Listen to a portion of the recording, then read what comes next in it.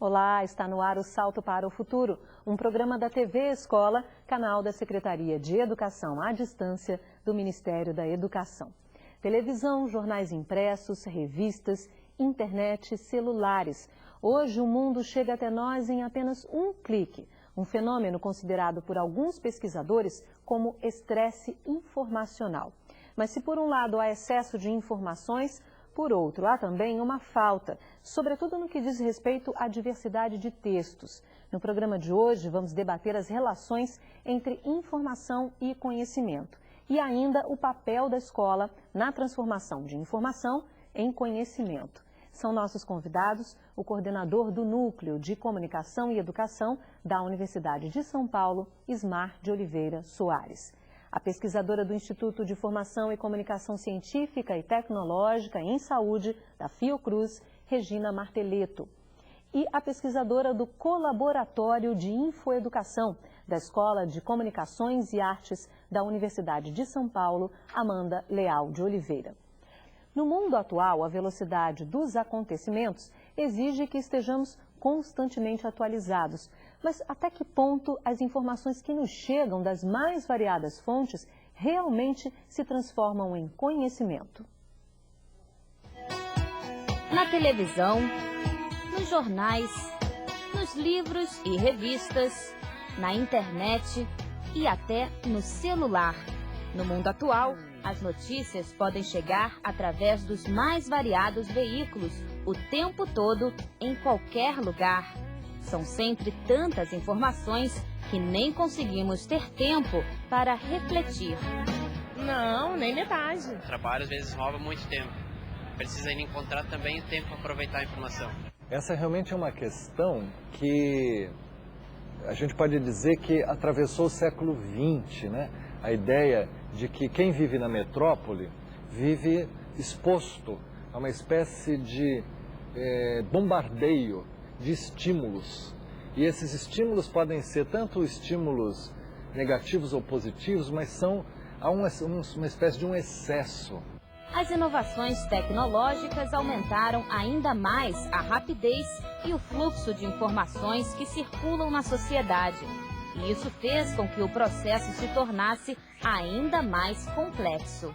Então, isto, por um lado, cria em nós uma espécie de insensibilidade defensiva, porque a gente tem que se proteger disso e criar mecanismos para a gente não ficar exposto a tanta coisa. Por outro, cria uma espécie de nova sensibilidade, que é uma sensibilidade para a simultaneidade.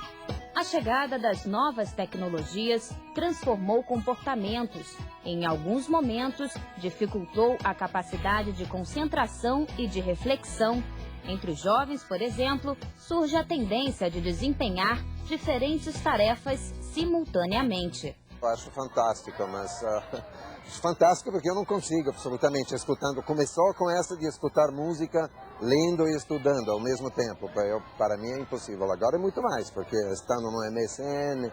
Bom, claro que a gente tem uma certa tendência é a função dos pais, né? Quer dizer, eu tenho filhos, então não pode agora, tem que te concentrar. E ao mesmo tempo é um dom conseguir fazer tudo isso ao mesmo tempo. Contardo Caligares observa que as mudanças não devem ser encaradas de forma negativa. Então, a ideia é verdade, tem uma enorme quantidade de informação. A primeira coisa que dá para dizer é que isso é extremamente positivo. Quer dizer, você lida com crianças que são talvez menos meditativas, mas infinitamente mais informadas do que eu era naquela idade. Já o escritor José Miguel Wisnik acredita que as exigências do mundo de hoje não devem impedir que as pessoas tenham tempo para refletir.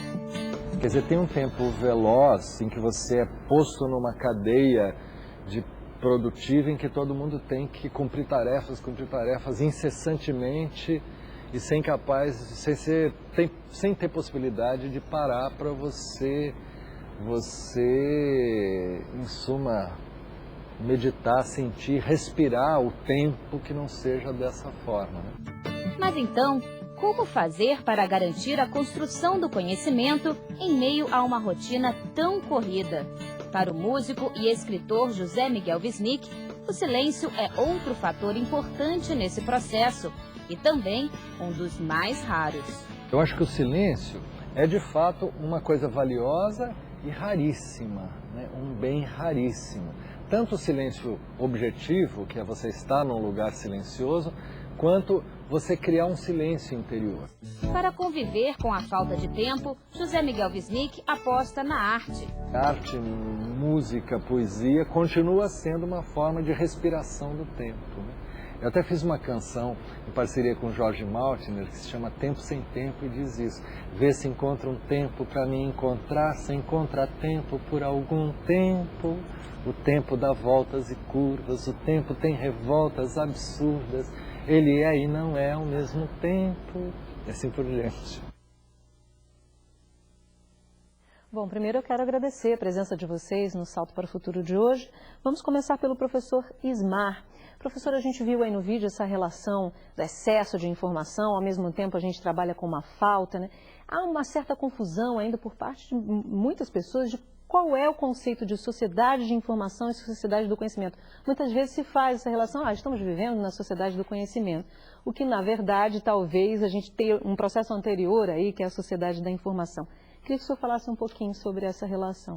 Pois é, o vídeo apresentado ele é muito rico, né? Rico em termos de mostrar como na sociedade hoje o volume de informação é imenso, e rico também na interpretação, né? Mostrando como o receptor está diante desse universo todo e as maneiras como ele se relaciona.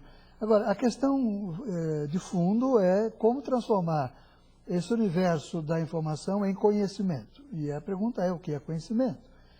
E no caso, olhando para a escola, olhando para os estudantes, a relação de professor e alunos, advém, na verdade, como a escola faria a mediação entre esse imenso universo com a quantidade absurda de informação e aquilo que a escola se propõe a trabalhar na construção do conhecimento do aluno.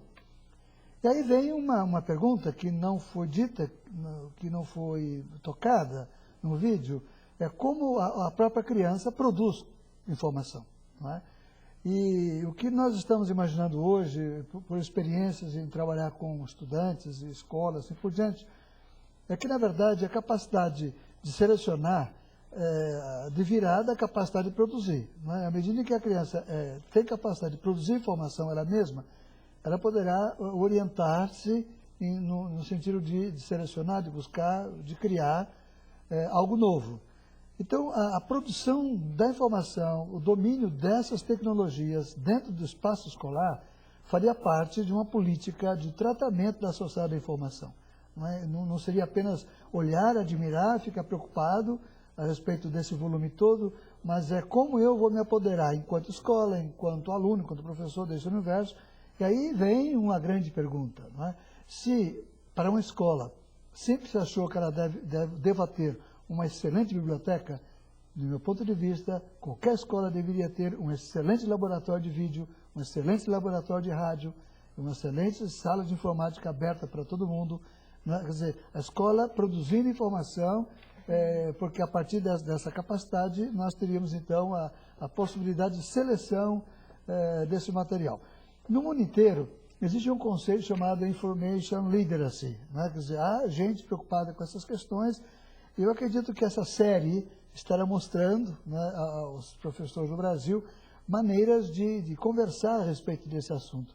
Porém, a minha primeira contribuição seria, frente ao mundo da informação, é preciso mergulhar nele e produzir informação também.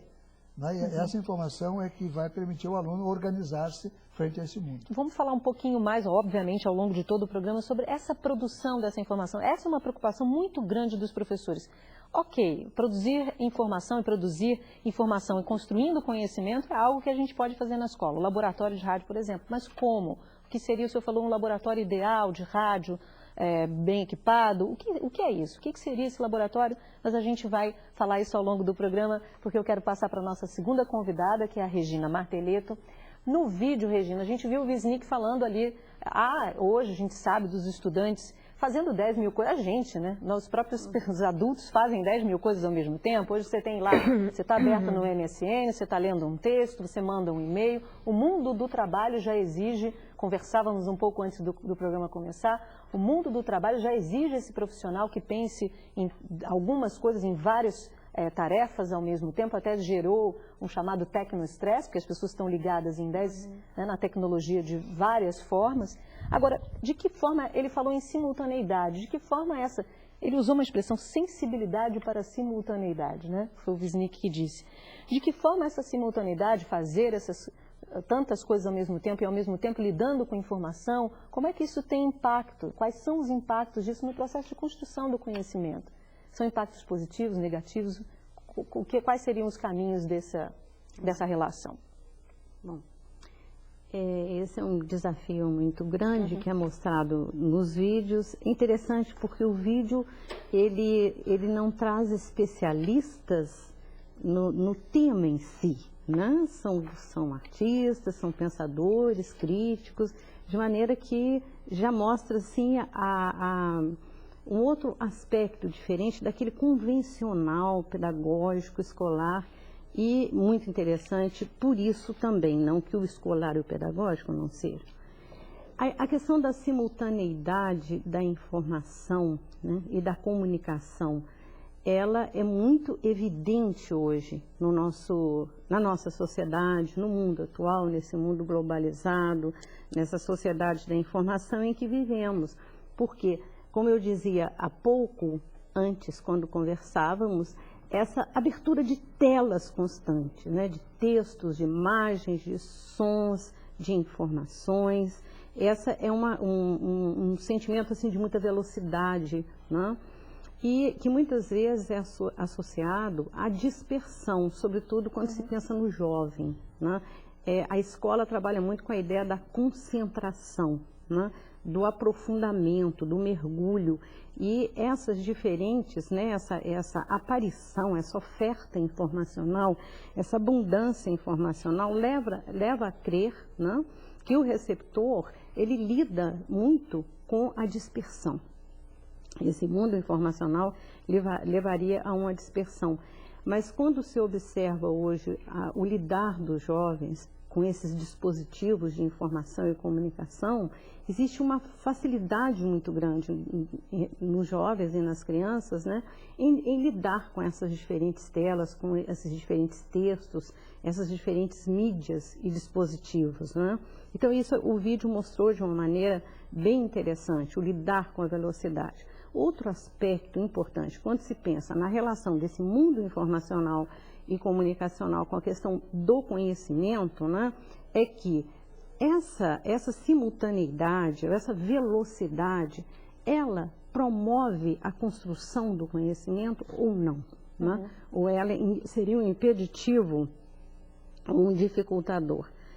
A minha percepção e a minha experiência é de que o conhecimento, ele não digamos assim, ele não questionado, ele não é prejudicado pela abundância informacional. Ele não é.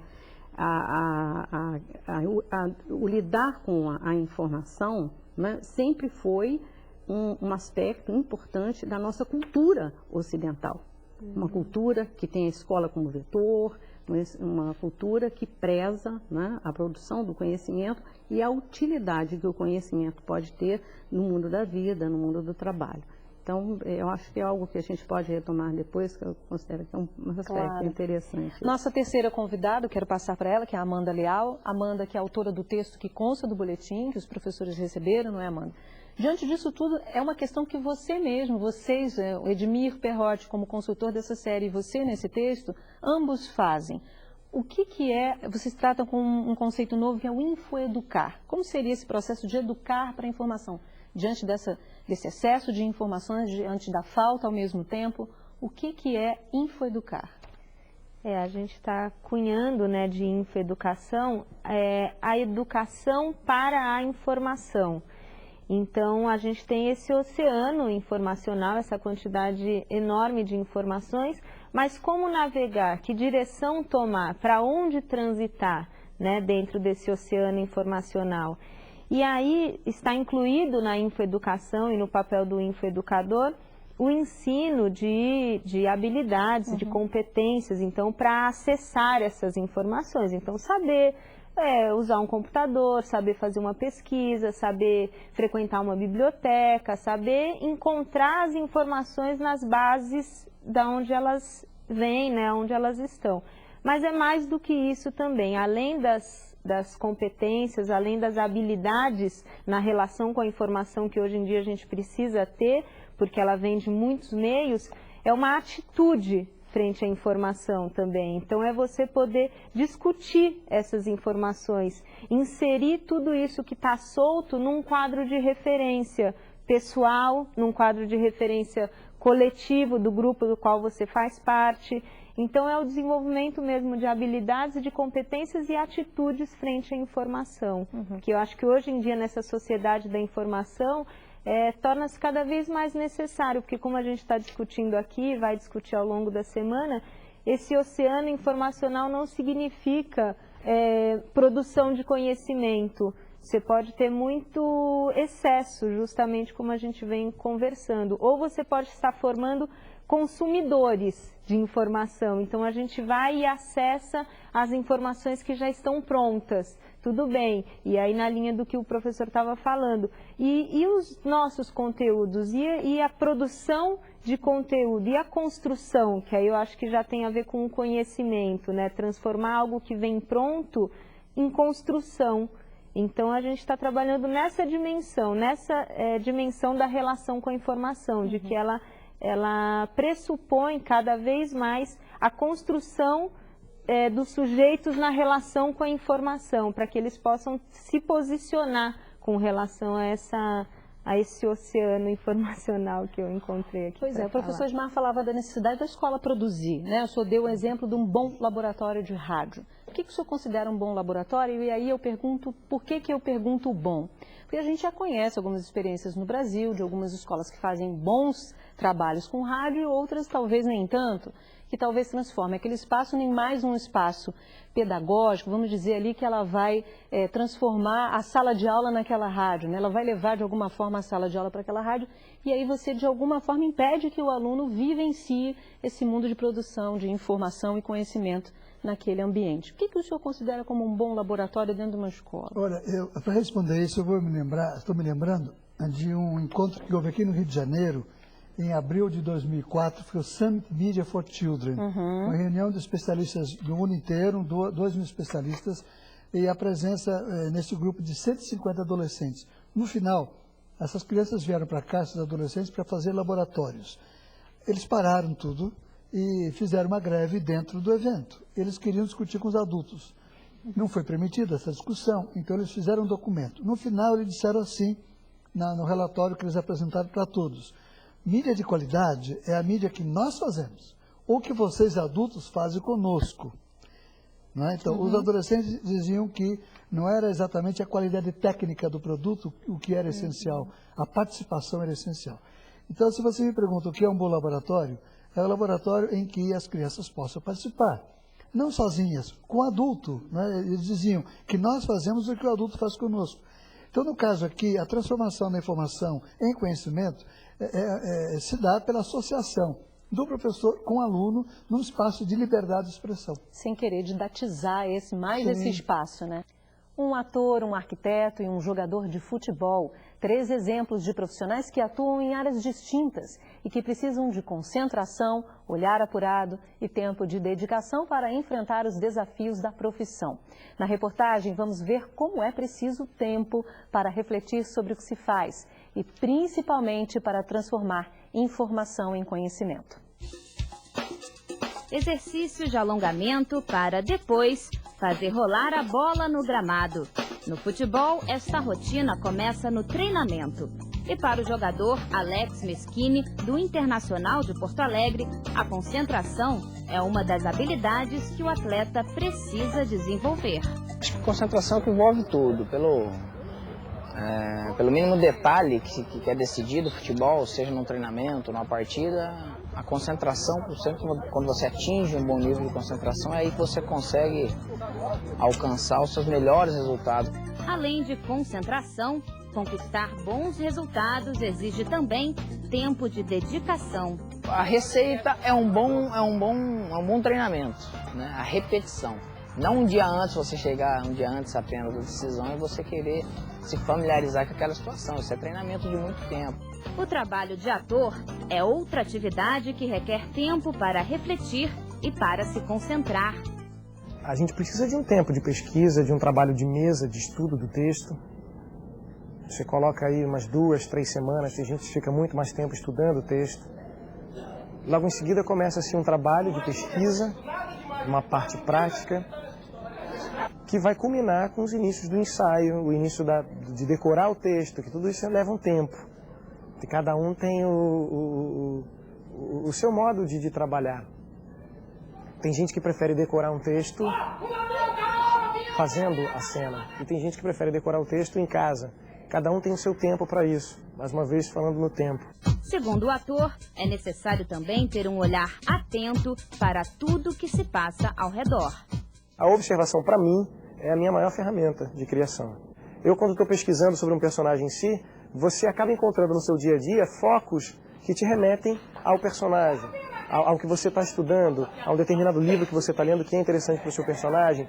E você anda e você escuta uma música, você vê um DVD numa banca de jornal vendendo, você repara num homem que está andando, ou numa mulher, ou num gesto. Várias foram as vezes que gestos dos meus personagens, que modo de falar, apareceram de repente, andando na rua, pesquisando ou não. As coisas aconteciam simplesmente quando tinham que acontecer, no tempo delas. Na arquitetura, a observação apurada também faz parte do processo de criação. O nosso trabalho, ele tem uma permanente informação no olhar, né? Claro que o olhar, ele precisa ser colocado em xeque com o conhecimento, porque apenas olhar pode trazer ilusões falsas, né? Então, o olhar é uma porta de entrada, mas que deve ser checada de fato com o conhecimento. E o conhecimento, ele é em certo sentido, uma recuperação de toda a história da disciplina, onde entram também outras formas de outros olhares que foram feitos no passado, né? Para o arquiteto Pablo Bennett, em qualquer projeto, tempo e distanciamento são elementos que podem colaborar nos processos criativos. É importante se dar o tempo de olhar para aquilo e dizer, olha, isto pode ser diferente, né? Quando você está muito colado com um objeto, quando você está muito fazendo parte do seu cotidiano, a capacidade de estranhar esse objeto, estranhar no sentido de desconfiar da solução que você mesmo tomou, é muito mais difícil, né? Então o tempo é essencial nesse sentido.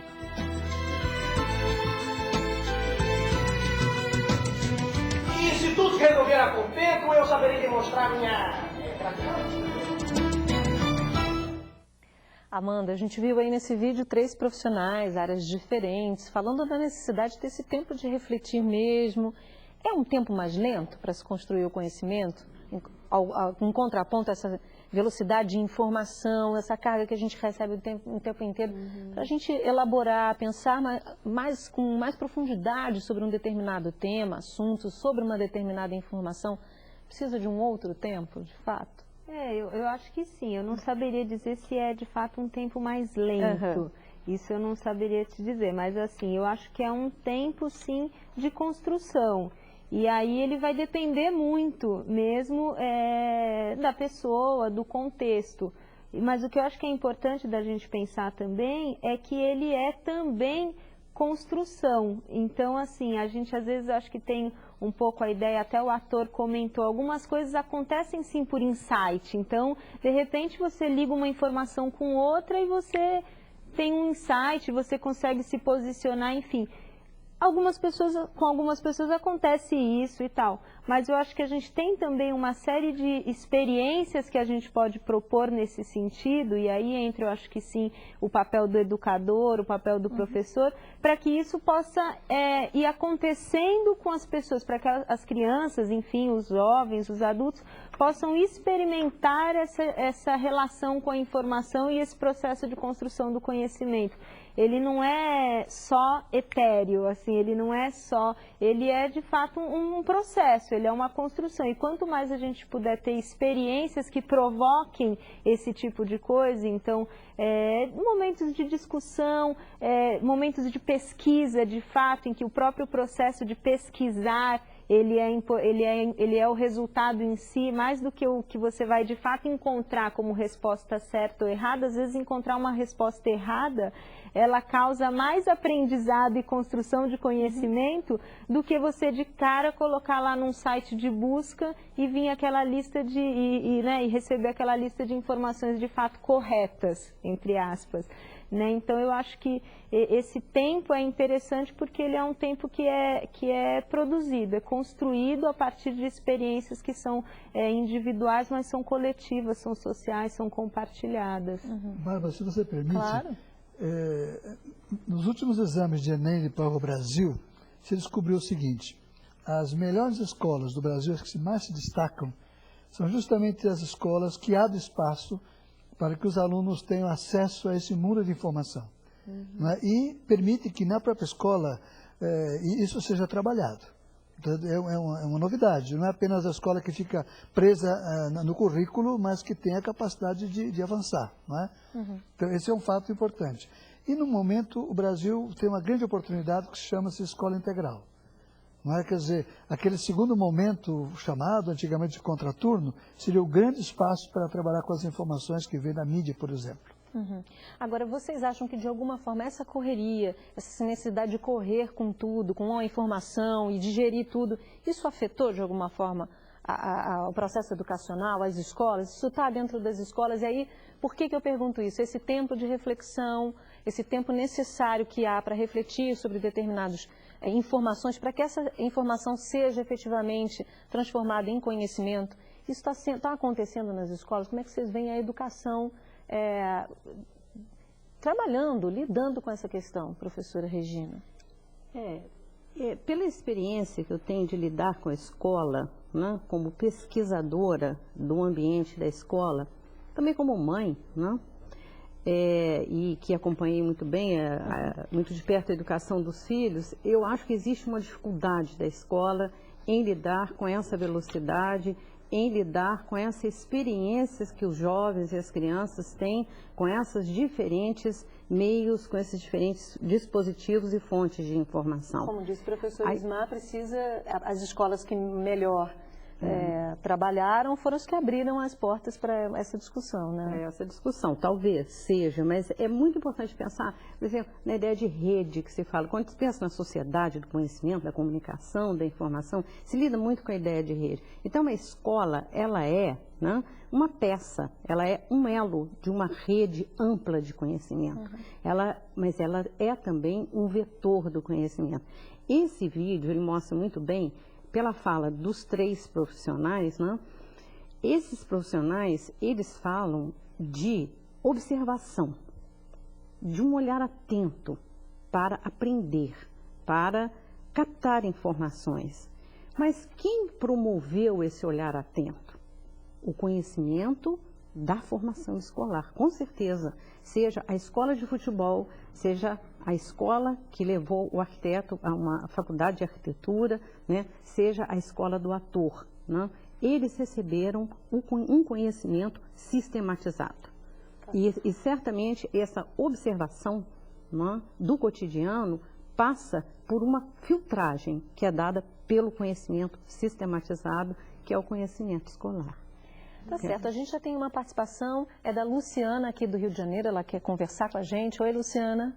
Boa noite. As tecnologias hoje nos trazem dados e imagens de forma muito atraente e rápida.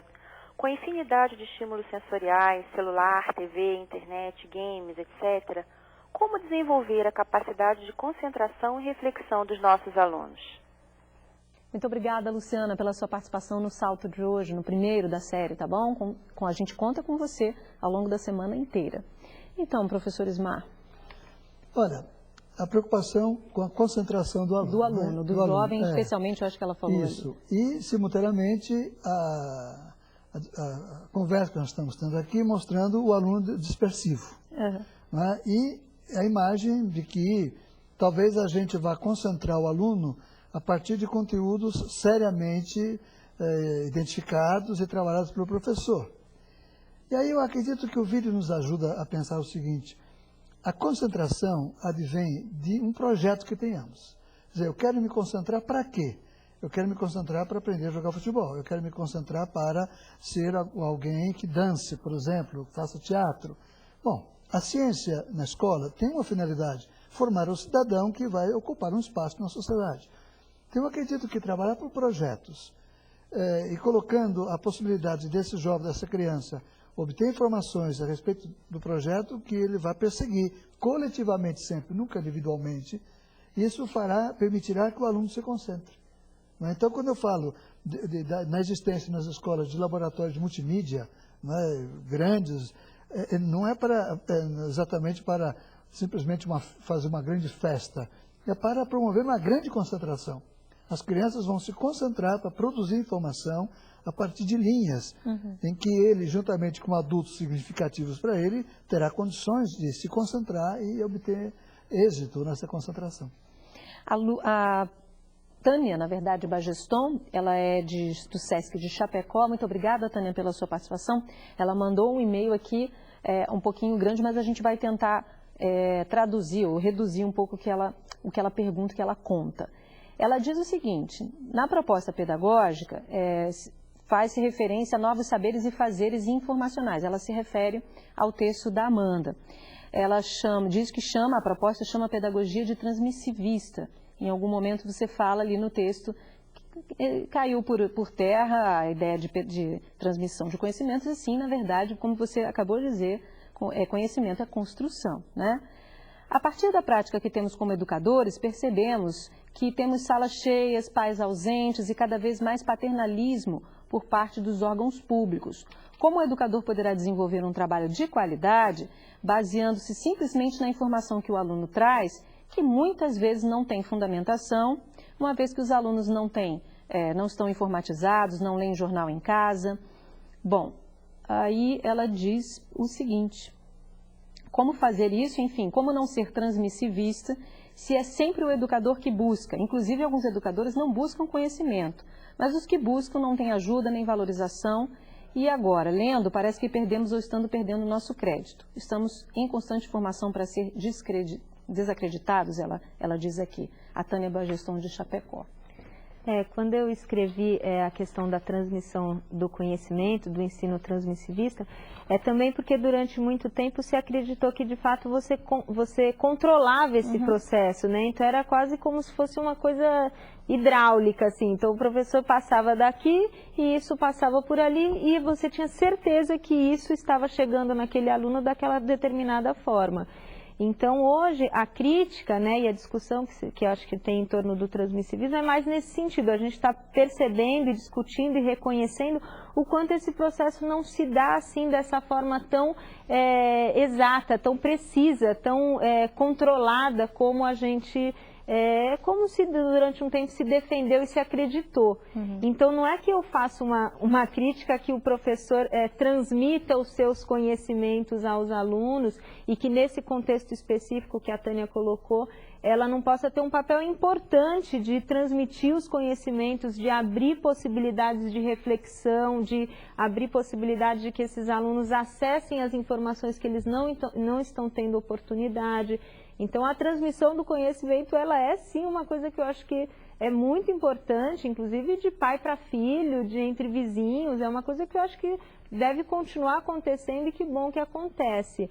Mas a gente não controla e reconhecer que a gente precisa da construção do aluno, da construção dos sujeitos nesse processo é que eu acho que é uma coisa importante. Agora é legal a gente fazer uma observação aqui, que estamos falando não somente de informações noticiadas, né? A gente está falando de uma informação de um modo geral, não é, professora Regina? No meu campo de estudos, que se chama Ciência da Informação, a informação ela tem uma relação direta, indissociável com o conhecimento. A gente poderia dizer assim, em linhas gerais, que a informação seria a materialização do conhecimento, né? Conhecimento se passa em nível ideal, no pensamento, na apreensão das coisas, do mundo, da observação, tal. E a informação, ela é expressão, ela é materialidade, é aquilo que se pega, que se guarda, que se cria memória, né, arquivo, acervo, né? E como isso é importante na nossa cultura, né? Em geral, na cultura escolar, na nossa cultura, para a preservação dessa cultura, para a educação, para tudo, né? Agora, algo que é muito importante em relação às perguntas, né, que foram endereçadas até agora, é a questão da mediação. É uma ideia muito interessante essa da mediação, pelo seguinte: nos processos pedagógicos, comunicacionais, informacionais, sempre se faz referência, se tem em mente a figura de um emissor e um receptor. São dois polos, né? A mediação nos leva para uma terceira possibilidade, que é essa possibilidade da construção, né? De uma interferência, né? Não é interferência de quem sabe em relação a quem não sabe, é um conluio, é uma estratégia comum, né, de emissor e receptor em relação à produção de algo novo, né, que seria o conhecimento. A transformação de informações em conhecimento é uma das questões mais atuais da educação. No vídeo a seguir, o educador Celso Antunes fala do papel dos educadores nesse processo. Vamos acompanhar.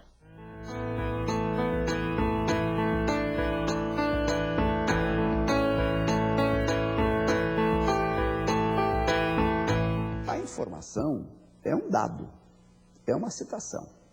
Ela está solta no contexto de uma ideia.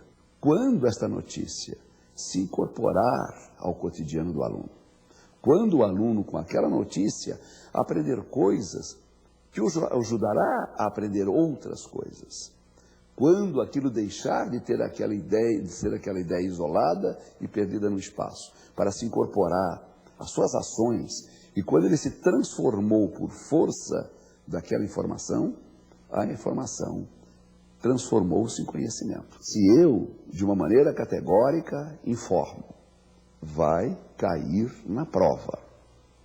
Cabral descobriu o Brasil, eu estou transmitindo uma informação. Este aluno provavelmente a reterá, mas a reterá de uma maneira mecânica. Algumas vezes a única referência que esse aluno tem de descoberta é a ideia que a mãe lhe passa ao avisar que a coberta pode cair. Então ele associa aquela informação ao cobrir o seu próprio corpo, e como aquilo não tem sentido, com o tempo a memória se esvai. A mesma informação, Cabral descobriu o Brasil, se excitar aquele aluno a interrogar-se por quê, onde, quando, o que sou eu depois desta ocorrência, o que seria eu antes desta ocorrência, está mostrando o espaço da transformação de um aluno espectador, de um aluno ouvinte, para um aluno protagonista. Tudo isto caracteriza a diferença essencial entre uma aula para transmitir informações e uma aula para solidificar conhecimentos. Então, professor Márcio, quer comentar o vídeo do Celso Antunes? Olha, gostei demais do que ele falou, né? E estou me lembrando do seguinte, acaba de acontecer na Europa uma pesquisa, porque os europeus estavam ainda questionando a relação entre adultos e infância, adultos e jovens, e a pesquisa apontou para o fato de que os adolescentes e jovens estão buscando adultos significativos. Isto é uma retomada, né, de aliança entre gerações. E no caso aqui, o adulto significativo é esse adulto capaz de fazer aquilo que o Celso Antunes está propondo, né? De provocar situações em que a própria criança, o próprio jovem, utilize aquela informação num contexto determinado e saiba produzir a partir desse contexto. Uhum. Aí eu quero fazer a pergunta da Lucenda Pimenta, ela é de Anápolis, em Goiás. Muito obrigada, Lucenda. Ela faz uma referência ao seu texto, professora Amanda. Ela diz o seguinte: isso é interessante de pensar, é o que o seu texto fala. Queremos pessoas que saibam somente acessar as informações disponíveis ou queremos pessoas que saibam, além de acessar, refletir, organizar, analisar e produzir informações e conhecimentos? De que forma podemos colocar essa prática no nosso dia a dia como professores? Eu acho que isso é uma questão central mesmo nessa discussão da sociedade da informação e do conhecimento, porque essa sociedade da informação, ela possibilita, sim, o acesso a essas informações. Mas daí a gente está falando de consumidores, né? A gente está falando de consumidores informacionais, consumidores culturais. E o Celso Antunes vai usar um termo que eu acho que é importante nesse caso, que é o do protagonista, né? Então, possibilitar que cada um ali, na relação com aquela informação, com aquele dado que vem, se posicione, se mobilize, desperte e atue, construa alguma coisa em cima disso. E aí, acho que, tentando responder a pergunta que ela fez, eu acho que é tentar ver isso num processo. Eu acho que, assim, trabalhar para esse aluno crítico, para esse cidadão, na verdade, que se posiciona e atua na sociedade, é uma construção. Então, não é uma coisa que vai acontecer em um exercício de sala de aula. Mas eu acho que o professor podia pensar nesse exercício com ele mesmo primeiro, talvez? Exatamente. Como é que ele se posiciona diante dessas informações que chegam até ele? Talvez seria um processo anterior. Claro que existem informações corretas e não corretas, não é que tudo é relativo, não é bem isso. Mas é a possibilidade de discussão, de construção de conhecimento, de argumentação de um lado e de outro. Tudo isso eu acho que você vai inserindo, como o professor Celso Antunes também falou, inserindo o que está solto num quadro de referência. E se hoje a professora não ficou tão satisfeita, porque os alunos ficaram ainda muito aquém, eles ainda estão achando que quem descobriu o Brasil não foi Cabral, enfim, ainda estão num processo ali, tudo bem, isso é um processo, vamos ver amanhã como é que vai se dar, e quando chegar uma outra informação nova, porque a informação é importante também, não é que o conhecimento é tudo de bom e a informação, não, a informação ela vai alimentar o conhecimento vai gerar novas informações. Então, eu acho que encarar isso como um processo mesmo. A participação agora é do Francisco, aqui do Rio de Janeiro. Oi, Francisco. Pergunta, com a grande oferta de informação, quais as estratégias que devemos utilizar para combater a preguiça intelectual e a facilidade do copiar, do colar? Obrigada, Francisco, pela sua participação. Então, professora Regina, como a senhora vê essa questão? Muitos professores se preocupam com a chegada das novas tecnologias, né? Desse uso, da forma como os alunos usam, né? Se não é para pesquisar, na verdade, vai lá e cola uma informação, é esse o processo de selecionar, o que eu seleciono, na verdade, ele pega o que vier, para poder dar uma resposta a esse professor. Como é que fica essa questão do Francisco, que ele fala de uma certa preguiça aí, por parte do aluno? Bom, é uma pergunta bem interessante, mas é preciso pensar um pouco também no papel e na preguiça do próprio professor e de todos nós com tanta informação. Eu acho que o sentimento que se tem, né, seja na escola, no mundo da vida, é de uma incapacidade diante da disponibilidade constante, da velocidade da informação, né? Então, eu acho que para que a mediação ocorra, aquele terceiro sobre o qual eu falava, né, que é preciso construir além do emissor e receptor, então é preciso ter uma disposição de do emissor, no caso o professor, e do receptor, no caso o aluno, né? E que esses papéis sejam intercambiáveis também, que haja diálogo, que haja troca, porque a descoberta informacional hoje, ela se dá muito pelo lado do aluno, né? Então, esse aprendizado em via de mão dupla, né, seria bem interessante de ser experimentado, não é, na escola. Esse que a senhora tocou é muito importante. Se, por um lado, ele faz isso, o aluno faz isso para a escola, para responder a uma demanda da escola, ele está pesquisando outras coisas de N outras formas. Ele entra, né, no Orkut, no MSN, ele pesquisa na internet o que ele quer, um assunto da música, se ele está a fim de ouvir música, ele quer saber qual é o novo, ele faz esse trabalho de pesquisa quando interessa, como disse o professor Ismar, quando tem um projeto, né, professor? Quando isso... Olha, eu lembraria de uma questão que é levada, né, em consideração na área da informação, que é a respeito da copiagem, né? Aluno que copia e transfere aquela informação para o professor como sendo sua. E a notícia de que, na verdade, 70% das pessoas, quando começam a usar a internet, fazem isso. naturalizando esse procedimento. E aí vem a pergunta, isso é admissível? É interessante que se aceite isso, ou isso deveria ser já passar por um crivo de discussão de natureza ética, a respeito da autoria, direito de autoria, assim por diante. Mas é uma questão interessante porque, mesmo em algumas teses na própria universidade, a gente vê e observa isso, né? Projetos voltados para a alfabetização digital entre alunos e professores, que os próprios professores têm esse vício, né, de copiar, colar, como se fosse seu, né? E aí vem uma questão importante a respeito da ética nos procedimentos e a respeito do respeito para com a produção alheia, né? E de como trabalhar essa facilidade que a tecnologia nos dá. Uhum. Aí, claro. Só para completar uma outra coisa que eu fiquei pensando com relação à pergunta do Francisco, é que também, assim, a gente quando fala de informação e de pesquisa, a gente já associa muito a questão do computador e da internet, de buscar isso dessa forma rápida, ágil, e aí que gera até essa preguiça que ele falou.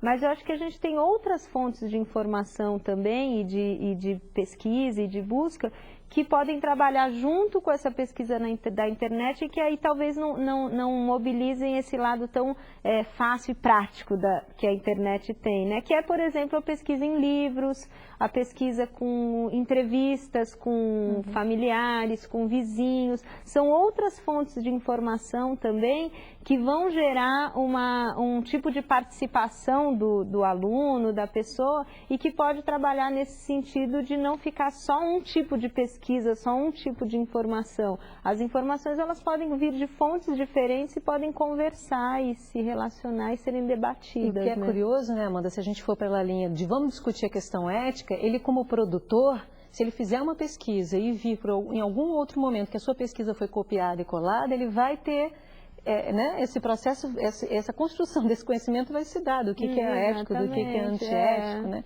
Se isso for uma discussão da escola, tentar promover essa ideia, você como produtor vai lá, entrevista e depois você se dá conta de que seu material foi copiado, você já vai passar por esse processo de construção desse conhecimento na prática. Né?